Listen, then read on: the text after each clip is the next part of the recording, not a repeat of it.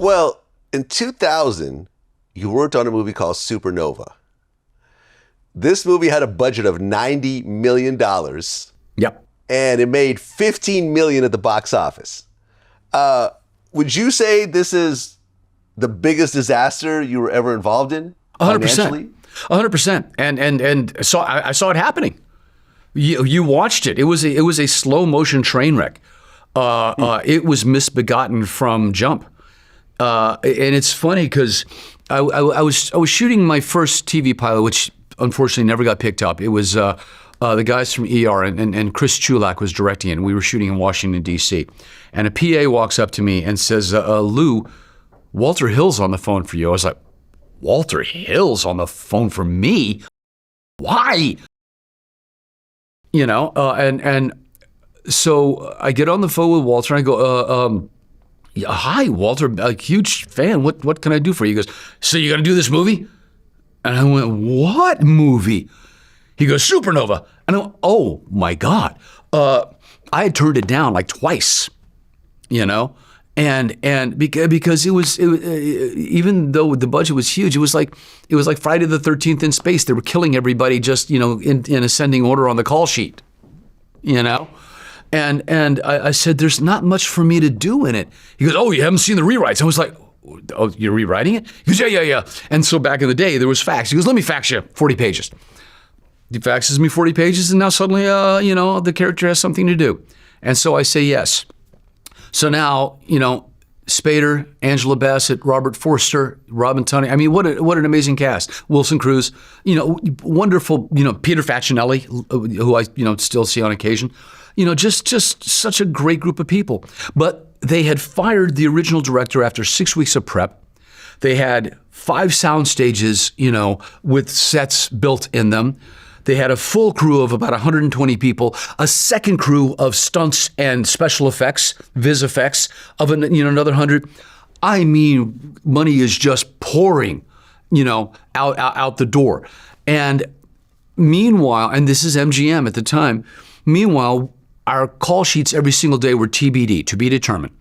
Everybody full cast, show up at 7 o'clock, go through full makeup, and maybe, you know, by 10 or 11, get some sides. Because 3 or 4 execs from MGM were sitting in the trailer with Walter every morning rewriting the movie. And they cut, because they were already, you know, in the hole, tens of millions of dollars, they cut some of the sequences that would have made that film really, really special, you know? And it was crazy. I mean, literally, you know, we were, you know, getting half scenes shot every day. I mean, the schedule just kept going. And long story short, you know, I mean, Walter did the absolute best that he could, did a cut of the film. He wanted 3 days to do some pickup shots. MGM said, no, we want to test screen it. Walter said, I know what's wrong with it, so I know what the test screening results are going to be. So they came to loggerheads. Walter took his name off the film and he walked. Okay? Jack Shoulder, you know, who directed Renegades with me and Kiefer, he did a cut of it. It tested worse than it originally tested. And then ultimately, they were going to shelve it. They were going to take a $100 million bath on the film. And what ultimately happened, I got a really lovely letter that I still have somewhere. There was one of the members of the board, a film director of MGM, said, he wrote to all the members of the cast, said, I think I know what Walter would have wanted. You know, hopefully you guys will support me in this. I'm going to recut the film and get it out. Francis Ford Coppola recut the film, and that enabled it to get a theatrical release. So it's a shame, because it could have been a really, really, really good movie. And Walter, you know, and there's a lot of people out there who still like it. I just saw what it could have been as opposed to what it ended up being. Well, yeah, I mean, even with Francis Ford Coppola taking over, it still lost $75 million. And this is, what, 2000 actually. Yeah. You know, these days, $100 million budget's not that uncommon, but back then? Oh, it was, yeah. Yeah, but I mean, I think there were probably 30, 40 in the hole before Walter took the reins, to be quite honest, you know. So, it was a big lesson in waste. And as a director now, I look at things, and especially for TV, it's like you got a finite amount of time and a finite, budget to get something done. When you start throwing money at something, it very rarely fixes it. Well, yeah, because in 2003, you worked on a movie called Absalom with Christopher Lambert and Ron Perlman. Yeah.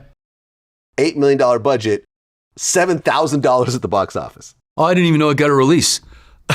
Well, I mean, I guess it got in maybe about 10 theaters, if that. I mean, if that, I have no idea, man. Here's something that you are illustrating, I think, for me and your audience. Once I finish filming it, unless I'm a producer on or a director or editor, I got nothing else to do with it. I show up for the press junket, and a lot of times when I see a film, I don't know what's happened, So a lot of people seem to think that actors have this, ability to control their end product. I mean, I can think of one, and that's Tom Cruise, But for the most part, we're work for hire. We go in, we do our job, we go away, pray that it's going to be as good as the script was, assuming that the script was good in the first place, and then even beyond that, you can be very happy. I loved a film that I did called The 33 about the Chilean miners. I thought it was fantastic. The most international cast I've ever been a part of. Performances that were from Juliette Binoche to Kate Del Castillo to Antonio Banderas and Gabriel Byrne. I mean, just a ridiculous Rodrigo Santoro. Beautiful, beautiful performances. Warner Brothers didn't know how to market it. Once again, a film, a bunch of brown people trapped, and it just, it underperformed as well. But there's only so much you can do because the marketing's out of your hand. The ad sales and the purchases, they're all out of your hands.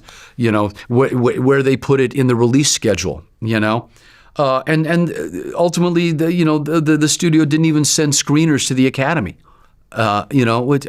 So once again, the education is, so much is out of your control when it comes to this business, unless you are in a position, like somebody like Cruise. And there are a handful of people who have this sort of power, to control the cut, to force the marketing, to pick the weekend that you get to come out, as where there's not as much competition. The 33 opened up against James Bond. I mean, good God, what are you going to do?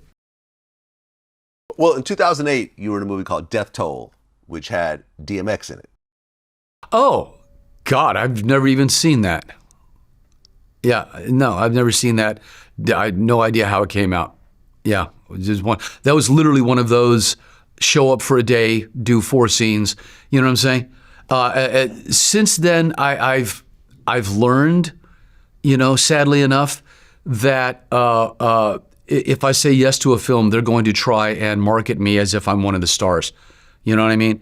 That my name is going to be a bold-faced name, on the video box or on the ad on streaming or whatever. So to be honest, I'm a lot more careful.